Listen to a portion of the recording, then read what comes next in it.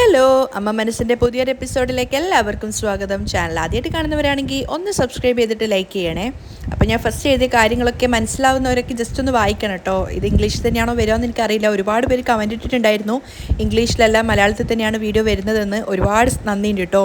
കാരണം എനിക്ക് നല്ല കൺഫ്യൂഷനായിരുന്നു, ഓരോരുത്തർക്ക് എങ്ങനെയാണോ വരുന്നതെന്ന് അറിയാത്തതുകൊണ്ട്. പിന്നെ കണ്ടിന്യൂസ് ആയിട്ട് ഇംഗ്ലീഷിലാണെന്ന് പറഞ്ഞപ്പോൾ അതെന്താ ചെയ്യാനൊന്നും പറ്റുന്നില്ലല്ലോ, മാറ്റാനും. അതിൻ്റെ ഒരു ടെൻഷൻ ഉണ്ടായിരുന്നു. എന്തായാലും കുറേ ആൾക്കാരെ കമൻറ്റ് കണ്ടു മലയാളത്തിലാണെന്ന്. അത് കണ്ടപ്പോഴാണ് സമാധാനമായത്.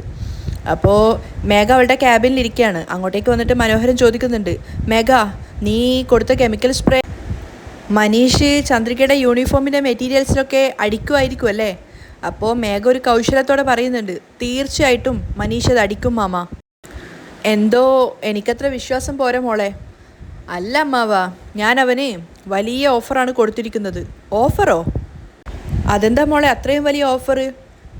അവൻ ഞാൻ പറയുന്നത് അനുസരിക്കുകയാണെങ്കിൽ അവൻ ഇഷ്ടമുള്ള മേഘയായിട്ട് ഞാൻ വീണ്ടും തിരിച്ചു വരുമെന്നാണ് ഞാൻ അവന് കൊടുത്തിരിക്കുന്ന വാഗ്ദാനം. അതുകൊണ്ട് തീർച്ചയായിട്ടും അവനത് ചെയ്യും. കാരണം അവൻ എൻ്റെ കൂടെ ജീവിക്കാൻ ഇപ്പോഴും ഒരുപാട് ആഗ്രഹമുണ്ട്. മേഘ ഒരു പരിഹാസത്തോടെയാണ് പറയുന്നത്. എന്താന്ന് വെച്ചാൽ അവൻ എന്നെ വല്ലാത്ത ഇഷ്ടമാണ്.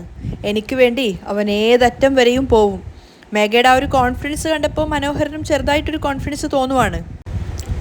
അതിനു വേണ്ടിയാണ് ഞാൻ അവനെ ആയുധമായി ഉപയോഗിക്കുന്നത്. മേഘ പറഞ്ഞപ്പോൾ മനോഹരൻ പറയുന്നുണ്ട്, കുഴപ്പമില്ല മോളെ, വളരെയധികം ബ്രില്യൻ്റ് ആയിട്ടാണ് നീ ആലോചിക്കുന്നത്. അത് കേട്ടപ്പോൾ മേഘയ്ക്കൊരു മതിപ്പൊക്കെ തോന്നുവാണ് അവളുടെ മേൽ തന്നെ. അപ്പോൾ മനോഹര സംശയത്തോട് ചോദിക്കുന്നുണ്ട്, അല്ല മേഘ, സത്യമായിട്ടും നീ അവൻ്റെ കൂടെ ജീവിക്കാൻ പോവുകയാണോ?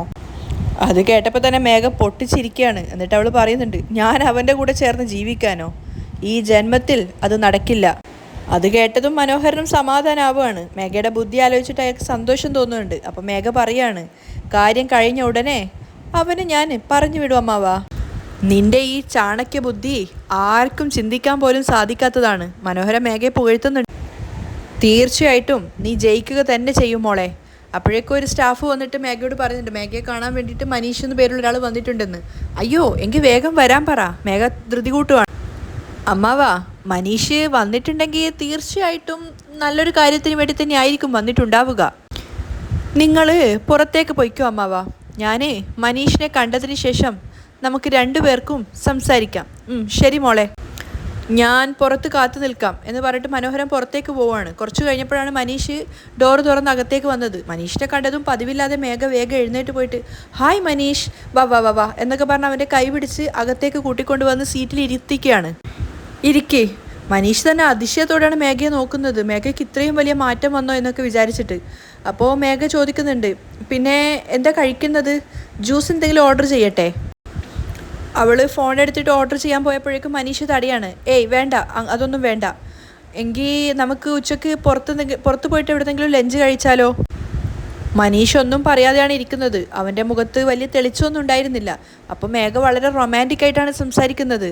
നമുക്ക് ഒരു ലോങ് ഡ്രൈവ് പോയിട്ട് പുറത്തെവിടെ നിന്ന് ഏതെങ്കിലും നല്ലൊരു ഹോട്ടലിൽ കയറി റെസ്റ്റോറൻറ്റിൽ കയറിയിട്ട് ഫുഡ് കഴിച്ചാലോ? അപ്പോൾ മനീഷ് കാമായിട്ട് പറയുന്നുണ്ട്, തീർച്ചയായിട്ടും നമുക്ക് പോവാം. പക്ഷേ മേഘ, ഞാൻ പറയുന്ന കാര്യം നീ ഒന്ന് ശ്രദ്ധയോടെ കേൾക്കൂ. പറയൂ മനീഷ്.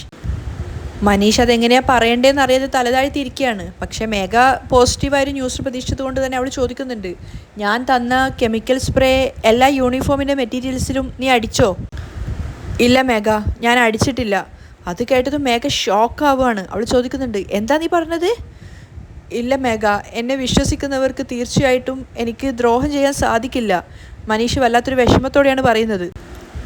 അതുകൂടെ കേട്ട സമയത്ത് മേഘയ്ക്ക് ദേഷ്യം അങ്ങോട്ട് അരിച്ച് കയറുകയാണ്. അപ്പോൾ മനീഷ് പറയുന്നുണ്ട്, ഞാൻ നിന്നെ പ്രണയിക്കുന്നത് സത്യം തന്നെയാണ്.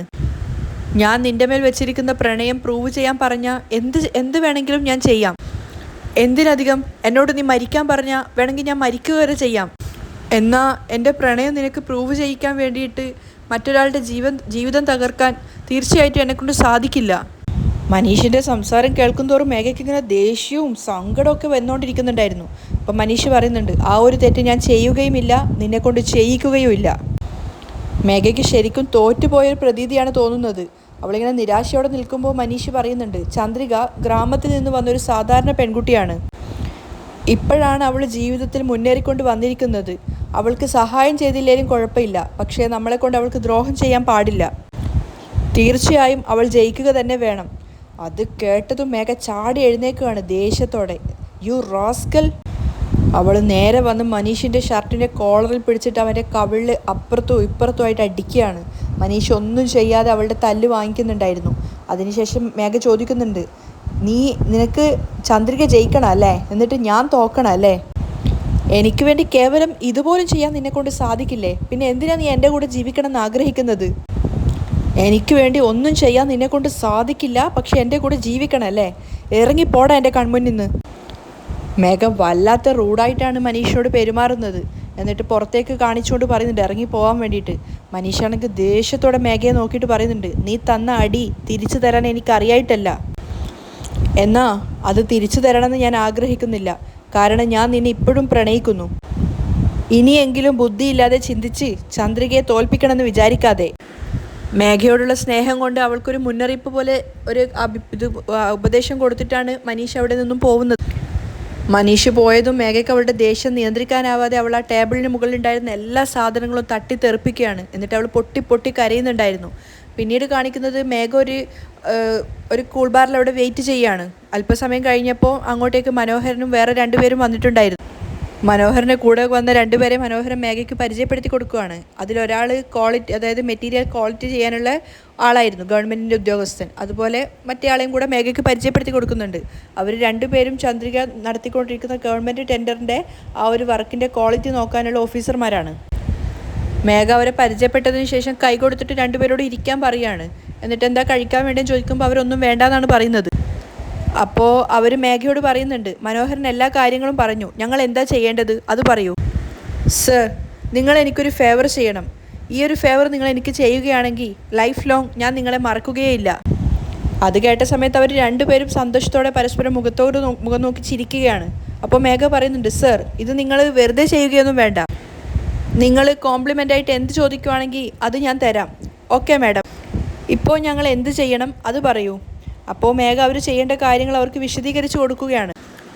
ചന്ദ്രിക തയ്ച്ചു വെച്ചിരിക്കുന്ന യൂണിഫോമിൻ്റെ മെറ്റീരിയൽസിലൊന്നും ക്വാളിറ്റി ഇല്ലയെന്ന് പറയിക്കാൻ വേണ്ടിയിട്ടാണ് മേഘ അവരോട് പറഞ്ഞിട്ടുണ്ടാവുന്നത്. അത് മുഴുവൻ കേട്ടതിന് ശേഷം അവർ സന്തോഷത്തോടെ പറയുകയാണ്, ഇത്രയല്ലേ ഉള്ളൂ മാഡം, ചന്ദ്രിക ആ ഒരു യൂണിഫോം തയ്ച്ചതിന് ശേഷം ഞങ്ങൾ അവിടെ ചെന്നിട്ട് മെറ്റീരിയലിന് ക്വാളിറ്റി ഇല്ലയെന്ന് പറയണം. അങ്ങനെ ഞങ്ങൾ അവിടെ പോയിട്ട് നോക്കിയതിന് ശേഷം മെറ്റീരിയൽ ക്വാളിറ്റി ഇല്ല എന്ന് പറഞ്ഞിട്ട് റിജക്റ്റ് ചെയ്യാം, അതുപോലെ മാഡം. അത് കേട്ട സമയത്ത് മേഘയ്ക്ക് എന്തെന്നില്ലാത്ത സന്തോഷമാവുകയാണ്. അവൾ പറയുന്നുണ്ട്, thank you sir, thanks a lot. ഇത് മാത്രം നിങ്ങൾ കറക്റ്റായിട്ട് ചെയ്താൽ മതി. നിങ്ങൾ എന്ത് ചോദിച്ചാലും ഞാൻ തീർച്ചയായിട്ടും നിങ്ങൾക്ക് തരുന്നതാണ്. അവളത് പറഞ്ഞതുകൊണ്ട് തന്നെ അവർക്ക് എന്താണ് ആവശ്യമുള്ളതെന്ന് അവർ മേഘയോട് ചോദിക്കുകയാണ്. അപ്പോൾ മേഘ പറയുന്നുണ്ട്, നിങ്ങൾ ചോദിച്ചതൊക്കെ തീർച്ചയായിട്ടും ഞാൻ തരിക തന്നെ ചെയ്യും. മേഘയോട് യാത്ര പറഞ്ഞിട്ട് അവരവിടുന്ന് പോവുകയാണ്. അതിനുശേഷം മേഘ മനോഹരനെ പുകഴ്ത്തുന്നുണ്ട്, സൂപ്പർ അമ്മാവാ, ഇവരെ വെച്ച് ചന്ദ്രികയുടെ പ്രൊജക്റ്റ് നമുക്ക് ക്യാൻസൽ ചെയ്യിക്കാം. ഒരു പ്രാവശ്യം അവൾക്ക് ഗവൺമെൻറ് ടെൻഡർ റിജക്റ്റ് ചെയ്യപ്പെട്ട പിന്നീട് അവൾക്ക് ഒരിക്കലും ഗവൺമെൻറ്റിൻ്റെ ടെൻഡർ കിട്ടില്ല. അത് മാത്രമല്ല മോളെ, ഈ പ്രൊജക്റ്റിന് വേണ്ടിയിട്ട് ചന്ദ്രിക എവിടെ നിന്നൊക്കെ കടം വാങ്ങിച്ചിട്ടുണ്ടോ അതൊന്നും അവൾക്ക് പിന്നീട് റീഫണ്ട് കിട്ടുകയുമില്ല. അങ്ങനെ മൊത്തമായിട്ട് ചന്ദ്രിക കടത്തിലാവും. അത് കേട്ടതും മേഘയ്ക്ക് സന്തോഷമാവാണ്. അവൾ പറയുന്നുണ്ട്, അതാണ് അമ്മാവ എനിക്കും വേണ്ടത്. ഒരുപാട് ആളായതല്ലേ, ഇനി അനുഭവിക്കട്ടെ. ശരി അമ്മാവ, എന്താ ഭക്ഷണം കഴിക്കാൻ വേണ്ടത്? എനിക്കൊന്നും വേണ്ട മോളെ, നമുക്ക് 2 ചായ കുടിക്കാം. ശരി. അങ്ങനെ അവൾ സപ്ലയറെ വിളിച്ചിട്ട് 2 ചായക്ക് പറയുകയാണ്. മേഘ ചായക്ക് ഓർഡർ ചെയ്തതിന് ശേഷം മനോഹരൻ പറയും, ബ്രോ 1 മിനിറ്റ്, പിന്നെ 2 സാൻഡ്വിച്ച്, 2 കട്ട്ലറ്റ്, 2 സമൂസ, പിന്നെ ഇവിടെയുള്ള നല്ല നല്ല പലഹാരങ്ങളൊക്കെ എടുത്തോളൂ, പിന്നെ അതിൻ്റെ കൂടെ 2 ജ്യൂസും. അതൊക്കെ പറഞ്ഞിട്ട് മനോഹരൻ പറഞ്ഞു കേട്ടപ്പോൾ മേഘയ്ക്ക് ചിരി വരികയാണ്. ആദ്യം ചോദിച്ചപ്പോൾ ഒന്നും വേണ്ട, ചായ മാത്രം മതി എന്നാണ് പറഞ്ഞത്. മേഘ നോക്കുന്നത് കണ്ടപ്പോൾ മനോഹരൻ പറയുന്നുണ്ട്, അല്ല മോളെ, നമ്മൾ എപ്പോഴെങ്കിലും അല്ലേ ഈ സ്ഥലത്തേക്ക് വരുള്ളൂ, അപ്പോൾ ഇവിടുത്തെ ഭക്ഷണം കഴിക്കാനൊരാഗ്രഹം, അതുകൊണ്ടാണ് അമ്മാവൻ അതൊക്കെ പറഞ്ഞത്. ശരി. മേഘയ്ക്ക് ചിരി വരുന്നുണ്ടായിരുന്നു. പക്ഷേ മേഘ വളരെയധികം സന്തോഷത്തിലായതുകൊണ്ട് അവൾക്ക് അതൊന്നും ഒരു വിഷയമായിരുന്നില്ല. അതേസമയം ചന്ദ്രികയുടെ ഫാക്ടറിയിൽ സിദ്ധാർത്ഥ് കട്ട് ചെയ്തുകൊണ്ടിരിക്കുകയാണ്. ചന്ദ്രികയും ലക്ഷ്മിയൊക്കെ തയ്ച്ചുകൊണ്ടിരിക്കുകയാണ്. ചന്ദ്രിക വളരെയധികം സുന്ദരിയായിട്ടാണ് ഉണ്ടായിരുന്നത്. സിദ്ധാർത്ഥ് കട്ട് ചെയ്ത് ബോറടിച്ചപ്പോൾ ചുറ്റിലും നോക്കുകയാണ് എല്ലാവരും ജോലി ചെയ്യുന്നത്. അവൻ ചന്ദ്രികയെ നോക്കിയ സമയത്ത് അവൻ്റെ മുഖത്തൊരു പുഞ്ചിരി നിറയുന്നുണ്ടായിരുന്നു. ഇന്നെന്താ ചന്ദ്രിക പതിവിലും സുന്ദരിയായിട്ടുണ്ടല്ലോ, സിദ്ധു ചിന്തിക്കുന്നുണ്ട്. അവൻ ചുറ്റിലും നോക്കിക്കൊണ്ട് ചന്ദ്രികയെ തന്നെ പ്രണയത്തോടെ നോക്കി നിൽക്കുകയാണ്. പെട്ടെന്ന് ചന്ദ്രികയുടെ ശ്രദ്ധയും സിദ്ധുവിലേക്ക് പോകുന്നുണ്ടായിരുന്നു. അപ്പോൾ അവളും ചിന്തിക്കുന്നുണ്ട്, ഉം, ഇന്നെന്താ പതിവില്ലാതെ സിദ്ധു സാറ് എന്നെ തന്നെ നോക്കി നിൽക്കുന്നത്? അവള് സിദ്ധുവിനോട് കണ്ണുകൊണ്ട് ചോദിക്കുന്നുണ്ട്. എന്താ? അപ്പോൾ സിദ്ധാർത്ഥ് ആംഗ്യം കാണിച്ചുകൊണ്ട് പറയാണ്, ഇന്ന് നിന്നെ കാണാൻ നല്ല സുന്ദരിയായിട്ടുണ്ട്. അത് കേട്ടതും ചന്ദ്രികയ്ക്ക് നാണാവുകയാണ്. അവള് സിദ്ധുവിനോട് കപടദേഷ്യത്തോടെ പറയുന്നുണ്ട്, ജോലി ചെയ്യൂ സാർ. അപ്പോൾ സിദ്ധു മനസ്സിൽ ചിന്തിക്കുന്നുണ്ട്, ഇത്രയും സുന്ദരിയായിട്ട് നീ എൻ്റെ മുന്നിൽ ഇരിക്കുമ്പോൾ ഞാൻ എങ്ങനെയാണ് ജോലി ചെയ്യുക? അവൻ ചന്ദ്രികയെ തന്നെ നോക്കിക്കൊണ്ട് നിൽക്കുകയാണ്. അപ്പോൾ ചന്ദ്രിക കണ്ണുകൊണ്ട് പറയുന്നുണ്ട്, കൊണ്ണ് ഞാൻ പൊട്ടിക്കും, ജോലി ചെയ്യേ. ഓഹോ, നീ എന്നെ എന്ത് ചെയ്യും? അപ്പോൾ ചന്ദ്രിക ചുറ്റിലും നോക്കിക്കൊണ്ട് പറയാണ്, എല്ലാവരും ഉണ്ട്, അല്ലെങ്കിൽ. സിദ്ധു ചന്ദ്രികയെ നോക്കിയിട്ട് ചിരിച്ചുകൊണ്ടേ ഇരിക്കുകയാണ്. ചന്ദ്രിക എങ്ങനെ ഇങ്ങോട്ടേക്ക് വരുത്തിക്കണ്ടേന്ന് എനിക്ക് നന്നായിട്ട് അറിയാം. പെട്ടെന്ന് സിദ്ധു കണ്ണിൽ എന്തോ പോയതുപോലെ ബഹളം വെക്കുകയാണ്. അപ്പോൾ എല്ലാവരും നോക്കിയപ്പോൾ തന്നെ ചന്ദ്രിക വേഗം വന്നിട്ട് സിദ്ധുവിൻ്റെ കണ്ണ് ഊതി കൊടുക്കുന്നുണ്ടായിരുന്നു. സിദ്ധാർത്ഥാണെങ്കിൽ ശരിക്കും കണ്ണിൽ പൊടി വീണതുപോലെ തന്നെയാണ് നിൽക്കുന്നത്. ചന്ദ്രിക ഒരുപാട് തവണ ഊതി കൊടുക്കുകയാണ്. എന്നിട്ട് അവൾ വേവലാതിയോട് ചോദിക്കുന്നുണ്ട്, സർ ഇപ്പം എങ്ങനെയുണ്ട്, ശരിയായോ?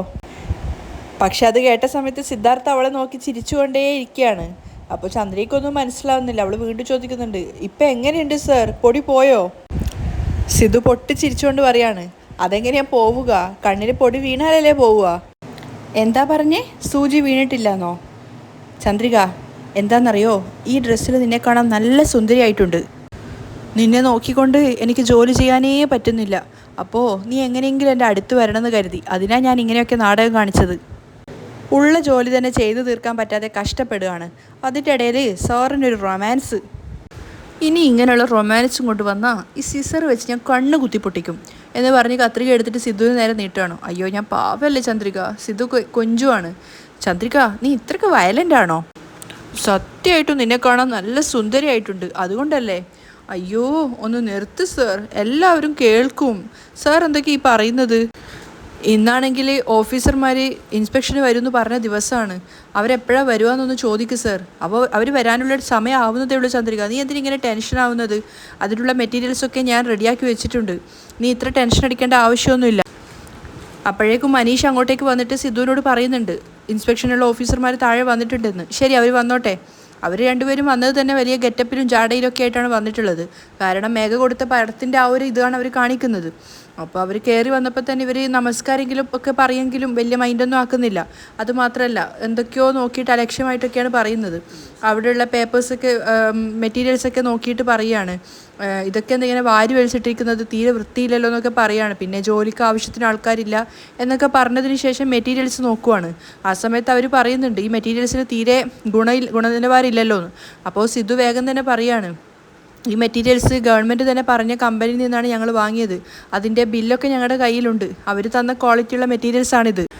അവർ ആ തയ്ച്ചു വെച്ച യൂണിഫോമും ബാക്കിയുള്ള മെറ്റീരിയൽസൊക്കെ വാരി വലിച്ചിടുകയാണ്, വൃത്തിയില്ലാതെ ഇവർ വെച്ചിരിക്കുന്നതെന്നൊക്കെ പറഞ്ഞിട്ട് വീണ്ടും വീണ്ടും അത് തന്നെ പറഞ്ഞുകൊണ്ടേ ഇരിക്കുന്നുണ്ട്. മാത്രമല്ല, ഇത്രയും കുറഞ്ഞ സ്റ്റാഫിനെ വെച്ചിട്ട് എങ്ങനെയാണ് പറഞ്ഞ സമയത്തിനുള്ളിൽ ഈ ഒരു കാര്യം പ്രൊജക്റ്റ് നിങ്ങൾ തീർക്കാമെന്ന് ചോദിക്കുന്നുണ്ട്. അതുമാത്രമല്ല, നിങ്ങളുടെ ഫാക്ടറിയൊക്കെ വളരെ ചെറുതാണല്ലോ എന്നൊക്കെ പറഞ്ഞ് ഇവരെ പരിഹസിക്കുകയാണ്. അപ്പോൾ സിദ്ധു വീണ്ടും പറയുന്നുണ്ട്, സർ ഗവൺമെൻറ് പറഞ്ഞ കമ്പനിയിൽ നിന്ന് തന്നെയാണ് ഞങ്ങളത് വാങ്ങിച്ചിട്ടുള്ളത്, അതിനുള്ള എല്ലാ എവിഡൻസും ഞങ്ങളുടെ കയ്യിലുണ്ട്. അത് കേട്ടതും ആ ഓഫീസർമാർ പറയുന്നുണ്ട്, നിങ്ങൾ അധികമായിട്ട് സംസാരിക്കേണ്ട, ഞങ്ങളെ ഡിസ്റ്റർബ് ചെയ്ത് ഞങ്ങളുടെ ജോലിയെ ഉത്തരവാദിത്തപ്പെട്ട് ഞങ്ങളുടെ ജോലിയെ തടസ്സപ്പെടുത്തിയെന്ന് പറഞ്ഞ് ഞങ്ങൾ കേസ് കൊടുത്താൽ പ്രശ്നമാവും, അതുകൊണ്ട് അവിടെ മാറി നിൽക്കുന്നൊക്കെ പറഞ്ഞ് സിദ്ധുവിനെ വരട്ടാൻ നോക്കുവാണ്. സർ, ഞാൻ പറയുന്നത് നിങ്ങൾ തെറ്റിദ്ധരിക്കുകയാണ്. അപ്പോൾ അതിലൊരാൾ മറ്റേയാളോട് പറയുന്നുണ്ട്, ഇയാളോട് പുറത്തു പോയി നിൽക്കാൻ പറ. അപ്പോൾ സിദ്ധുവിനോട് അയാൾ പറയാണ്, നിങ്ങൾ പുറത്തു പോയി നിൽക്ക്, ഞങ്ങളുടെ ജോലി തടസ്സപ്പെടുത്തിയതിന് ഞങ്ങൾക്ക് ദേഷ്യം വരും. സോറി സർ എന്ന് പറഞ്ഞിട്ട് സിദ്ധു അവിടെ നിന്ന് മാറി നിൽക്കുകയാണ്. അവരങ്ങോട്ടേക്ക് നീങ്ങിയപ്പോൾ ചന്ദ്രിക പോയിട്ട് സിദ്ധുവിനോട് ചോദിക്കുന്നുണ്ട്, എന്താ സർ ഇതൊക്കെ, നമ്മൾ ഓരോന്നും നോക്കി നോക്കി ചെയ്തതല്ലേ, ഇവരെന്താ ഒന്നും ശരിയല്ല എന്നൊക്കെ പറയുന്നത്? നീ പേടിക്കാതിരിക്കുക ചന്ദ്രിക, അവസാനം അവരെന്താ പറയുന്നതെന്ന് നോക്കാം. അവരെല്ലാവരും ടെൻഷൻ അടിച്ച് നിൽക്കുകയാണ്. ഓഫീസർമാരാണെങ്കിൽ ഓരോന്നോരോന്ന് ഇങ്ങനെ ശ്രദ്ധിച്ച് നോക്കുന്നുണ്ട്. അവർ തയ്ക്കുന്ന നൂലൊക്കെ എടുത്തിട്ട് വലിച്ച് പൊട്ടിക്കാൻ വേണ്ടിയിട്ട് നോക്കുന്ന സമയത്ത് നൂലൊക്കെ അത്യാവശ്യം ക്വാളിറ്റി ഉള്ളത് ആയതുകൊണ്ട് പൊട്ടുന്നുണ്ടായിരുന്നില്ല. പക്ഷേ എന്നിട്ട് അവർ വിട്ടുകൊടുക്കുന്നില്ല. അവർ ചന്ദ്രികയോട് സിദ്ധുവിനോടൊക്കെ ആയിട്ട് പറയുന്നുണ്ട്, ഒരു സാധനത്തിന് പോലും ക്വാളിറ്റി ഇല്ലല്ലോ. അവർ മനഃപൂർവ്വം ഓരോന്നോരോന്ന് ക്വാളിറ്റി ഇല്ലയെന്ന് പറയുകയാണ്, കാരണം ചന്ദ്രികയെ ഈ ഒരു പ്രൊജക്റ്റിൽ നിന്ന് ഒഴിവാക്കാൻ വേണ്ടിയിട്ട്. പക്ഷെ അത് ഇവർക്ക് അറിയില്ലായിരുന്നു. അപ്പോൾ അതൊക്കെ നോക്കിയതിന് ശേഷം ഇനി സ്റ്റിച്ച് ചെയ്യുന്നത് നോക്കാമെന്ന് പറഞ്ഞിട്ട് രണ്ടുപേരും അങ്ങോട്ടേക്ക് പോവുകയാണ്. രണ്ടുപേരും മനസ്സിലൊരു ഉദ്ദേശം വെച്ചിട്ടാണ് പോയിക്കൊണ്ടിരിക്കുന്നത്. അങ്ങനെ അവർ മെറ്റീരിയൽസിൻ്റെയൊക്കെ അടുത്തെത്തിയ സമയത്ത് സിദ്ധാർത്ഥും ചന്ദ്രികയൊക്കെ അങ്ങോട്ടേക്ക് പോവുകയാണ്. അപ്പോൾ അവരെന്താ ചെയ്യുന്നത് വെച്ച് കഴിഞ്ഞാൽ ആ മെറ്റീരിയൽസ് എടുത്തിട്ട് വലിച്ച് കീറാൻ ശ്രമിക്കുന്നുണ്ട്. ഒരുപാട് നേരം അവർ ശ്രമിച്ചതിന് ശേഷമാണ് ആ മെറ്റീരിയൽ വലിച്ച് കീറിയത്. അത് കണ്ടപ്പോൾ തന്നെ സിദ്ധാർത്ഥ് ഓടി വന്നിട്ട് പറയാണ് സാർ സാർ സാർ നിങ്ങൾ എന്തായി സാർ ചെയ്യുന്നത്? ചന്ദ്രികയും ലക്ഷ്മിയൊക്കെ ഭയന്ന് നിൽക്കുകയാണ്. മനീഷു എന്താ ചെയ്യേണ്ടതെന്ന് അറിയാത്ത അവസ്ഥയിലാണ് നിൽക്കുന്നത്. അപ്പോൾ സിദ്ധാർത്ഥ് അവരോട് പറയുന്നുണ്ട്, സാർ ഇങ്ങനെ വലിച്ചു കീറിയ ഏത് തുണിയും കീറിപ്പോവും സാർ. അപ്പോൾ അതിൽ ഇൻസ്പെക്ഷൻ വന്ന ഓഫീസർ സിദ്ധാർത്ഥോട് പറയുന്നുണ്ട്, ഇങ്ങനെ ഇടയ്ക്കിടയ്ക്ക് കയറി സംസാരിക്കരുത്, ഞാൻ ടെൻഷനാവും, ഇവിടുന്ന് പോവാൻ നോക്ക്. സർ ഇങ്ങനെയാണോ വലിച്ചു കീറുക? ഞങ്ങൾ അങ്ങനെയൊക്കെയാണ് ചെക്ക് ചെയ്യുക, നിങ്ങൾ ഇവിടെ നിൽക്കാൻ പാടില്ല, പോവാൻ പറഞ്ഞില്ലേ എന്ന് പറഞ്ഞിട്ട് അയാൾ മറ്റേ ഓഫീസറോട് അങ്ങോട്ടേക്ക് പോകാൻ പറയാണ്. അപ്പോൾ അയാൾ പോകുമ്പോഴും സിദ്ധാർത്ഥോട് പറയുന്നുണ്ട്, മര്യാദയ്ക്ക് ജോലിയും ചെയ്യില്ല, എന്നിട്ട് ഇപ്പോൾ സംസാരിക്കാൻ വന്നിരിക്കുന്നു. അവർ ശരിക്കും പറഞ്ഞാൽ മനഃപൂർവ്വം പ്രശ്നങ്ങൾ ഉണ്ടാക്കുകയാണ്. സിദ്ധാർത്ഥും ചന്ദ്രികയൊക്കെ ആകെ സങ്കടത്തിലാണ് നിൽക്കുന്നത്. കാരണം എന്തു തന്നെയാലും ഈ ഒരു പ്രൊജക്റ്റ് റദ്ദാവും എന്നുള്ളത് അവർ ഭയത്തോടെ തന്നെയാണ് കാണുന്നത്. അവിടെയാണ് ഇന്നത്തെ എപ്പിസോഡ് വൈൻഡപ്പ് ചെയ്യുന്നത്. അപ്പോൾ എല്ലാ വീഡിയോയിലും എപ്പോഴും പറയുന്ന പോലെ തന്നെ ചാനൽ ആദ്യമായിട്ട് കാണുന്നവരാണെങ്കിൽ ഒന്ന് സബ്സ്ക്രൈബ് ചെയ്തിട്ട് ലൈക്ക് ചെയ്യണം കേട്ടോ. അപ്പോൾ അടുത്ത എപ്പിസോഡായിട്ട് നമുക്ക് നാളെ തന്നെ കാണാം. അതുവരേക്കും ബൈ.